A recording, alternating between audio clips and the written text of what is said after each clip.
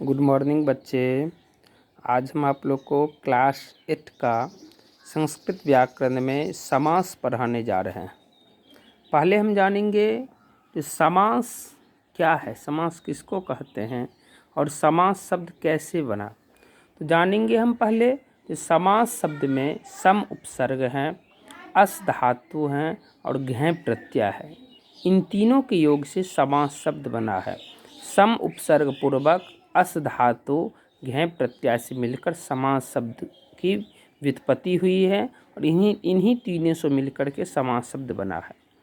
अब जानेंगे कि समास किसको कहते हैं, समास का क्या परिभाषा है हिंदी और संस्कृत में। तो जानेंगे जो संस्कृत में इसका परिभाषा जैसे कि हम जानते हैं जो समसनंग समास, दूसरा है एक पदी भावः समास। तो देखिए, दो या दो से अधिक पदों का समाहार अर्थात मिलाना या संक्षेप करना समास कहलाता है। दो पद रहेगा या दो से ज़्यादा पद रहेगा, सभी पदों को हम एक साथ जब कर देंगे उसी को क्या कहते हैं, समास कहते हैं। जैसे रामः च, देख रहे हैं यथा में लिखा हुआ है रामः च श्यामः च, बराबर राम श्याम कृष्णा। इनमें तीन शब्दों का मेल है, राम श्याम और कृष्ण। अब जानेंगे समास विग्रह किसको कहते हैं। यहाँ पर जो आप देख रहे हैं राम श्याम कृष्णा, इसको कहते हैं समस्त पद। इसको क्या कहते हैं, इसको कहते हैं समस्त पद। और राम श्याम, रामः च श्यामः च कृष्णाः च, कृष्णाः च, इसको कहते हैं समास विग्रह। इसको क्या कहते हैं, समास विग्रह। ठीक है, तो जानेंगे समास विग्रह कैसे हम करेंगे।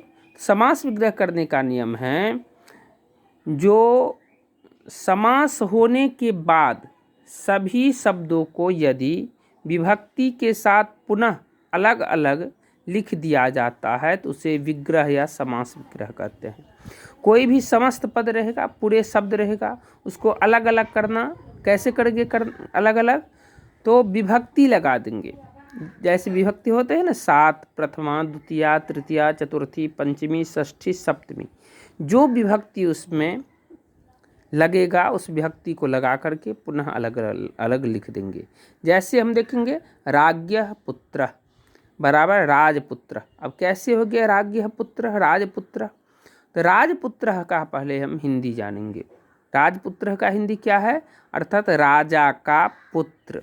देख लेंगे इसमें का लगा हुआ है, राजा का किस कारक का चिन्ह है, षष्ठी विभक्ति का है और संबंध कारक का चिन्ह है। तो देखेंगे राज शब्द रूप कैसे चलता है। राजन शब्द रूप का षष्ठी का एक वचन होगा, राजन शब्द रूप का षष्ठी का एक वचन होता है राज्ञः, राज्ञः पुत्र अर्थात राजा का पुत्र। अब जानेंगे जो समास के कितने मुख्य भेद होते हैं।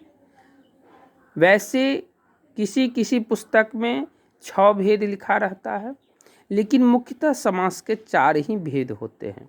कौन कौन, तत्पुरुष, और तत्पुरुष के अंतर्गत ही कर्मधारय, द्विगु और नए समास आते हैं। तत्पुरुष, द्वंद्व, बहुव्रीहि और अव्ययी भाव, ये 4 समास मुख्यतः होते हैं। अब जानेंगे कि तत्पुरुष समास क्या है, तत्पुरुष समास किसको कहते हैं। तो देखिए, तत्पुरुष समास जानने के लिए हम क्या करेंगे, तो तत्पुरुष समास का परिभाषा पहले देखेंगे। तो देखिए, जैसे तत्पुरुष समास का परिभाषा दिया हुआ है कि जिस समास में उत्तर पद की प्रधानता हो, जिस समास में उत्तर पद की, उत्तर पद अर्थात बाद वाला पद, बाद वाले पद की प्रधानता है, उसे ही हम तत्पुरुष समास कहते हैं। देखिए इसमें भी उदाहरण लिखा हुआ है, राज्ञः पुत्र और राजपुत्र। अब किसको प्रधान मानेंगे हम, तो बाद वाला, तत्पुरुष समास में बाद वाले शब्द को प्रधानता दी जाती है। बाद वाला शब्द क्या है, तो पुरुषः, पुरुष इसका प्रधान है। अब तत्पुरुष समास के 2 भेद होते हैं, व्यधिकरण और समानाधिकरण। व्यधिकरण तत्पुरुष समास के भेद होते हैं विभक्ति तत्पुरुष, नई तत्पुरुष, उपपद तत्पुरुष। और समानाधिकरण तत्पुरुष पुरुष के भेद होते हैं कर्मधारय और दिगु। लेकिन पहले हम व्यधिकरण तत्पुरुष समास के अंतर्गत जो जो भेद आते हैं उसका परिभाषा जानेंगे। पहला है विभक्ति तत्पुरुष। कह रहा विभक्ति तत्पुरुष के अंतर्गत विभक्ति का लोप हो जाता है। इसके भेदों का उल्लेख उदाहरण सहित नीचे दिए जा रहा है। जब हम समास विग्रह करने लगेंगे तो समास विग्रह में तो विभक्ति दिखाई देता है, लेकिन जब समस्त पद रहता है वहाँ पर विभक्ति का लोप हो जाता है। और तत्पुरुष समास का विग्रह करने का क्या नियम है, उसके नियम के लिए हम क्या करेंगे तो पहले देखेंगे तो किसी भी विग्रह के पूर्व पद में द्वितीया विभक्ति लगा हो। तो द्वितीया विभक्ति लगा रहेगा कब, जब विग्रह किया हुआ रहेगा तब। लेकिन जब समस्त पद रहेगा वहाँ पर द्वितीया विभक्ति या कोई भी विभक्ति नहीं लगा रहेगा। उसके लिए क्या करेंगे तो समस्त पद के अंत में जो शब्द हैं उससे पहचानेंगे। जैसे तत्पुरुष के समास के शब्द के अंत में हैं श्रितः, अतीतः, गतः, आपन्नः, श्रितः, पतितः, प्राप्तः, अत्यस्तः। ये इतने शब्द अगर हम याद रखेंगे तो समझ जाएंगे ये तत्पुरुष समास के ही भेद हैं, शब्द है। तत्पुरुष समास के अंतर्गत इतने शब्द आते हैं, उसी से जान जाएंगे। अगर इतने शब्द हमको याद रहेगा, कहेगा कोई विभक्ति करने के लिए तो कैसे कहेंगे, जैसे दे देगा कूप पतिता, कहेगा इसका विग्रह करो। तो कूप पतिता हमें कैसे क्या करेंगे तो पतितः दिया हुआ है तो ये जानेंगे द्वितीया विभक्ति का ही शब्द है। तो द्वितीया विभक्ति उसके पूर्व पद में लगा देंगे। पतितः से जो पूर्व शब्द है उस पर द्वितीया विभक्ति लगाएंगे। जैसे कूपम पतितः बराबर कूप पतितः। अब है तृतीया तत्पुरुष समास।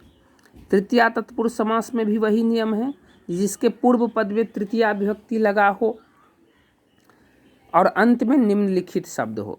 अंत में निम्नलिखित शब्द क्या क्या रहेगा, हीनः, त्रातः, भिन्नः, दत्तः, हतः, त्रातः, पुष्टात्, हीनः, पुष्टः, अर्थः, कुशलः, हीनः, शून्यः, ताडितः, खंडः, असितः, असितः अर्थ नहीं, हितः, रक्षितः, हतः, रहितः, विकलम, अर्थः, समः और सदृशः। इतने शब्द जिसके लास्ट में रहेगा, अंत में रहेगा, वो तृतीया तत्पुरुष समास हो जाएगा।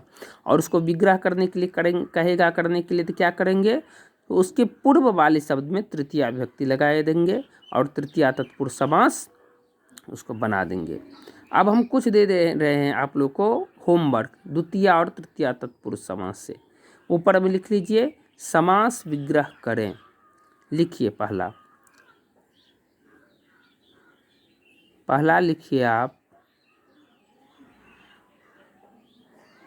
वृकहतः, विद्यारहितः, ग्रामगतः, धन प्राप्तः, सुख प्राप्त। अब लिख लीजिए 5 जो समास विग्रह करें। समास विग्रह ये हो गया, समस्त पद करें। लिख लीजिए, लिखिए प्राज्ञाहीनः,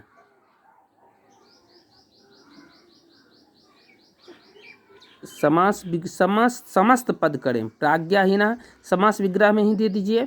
और लिखिए समस्त पद कर लिए धान्येन अर्थः, आचारेण कुशलः, धनम प्राप्तः, सुखम प्राप्त। इतना आप लोग को ये क्या करना है तो होमवर्क बना करके रखना है। इतना समास विग्रह और समस्त पद करके रखना है। और जितने भी समास पढ़े हैं आज वो सभी समास आप लोग याद करके रखेंगे। जैसे समास विग्रह किसको कहेंगे, जितने लिखा है वो सभी को आप लोग याद कर लेंगे।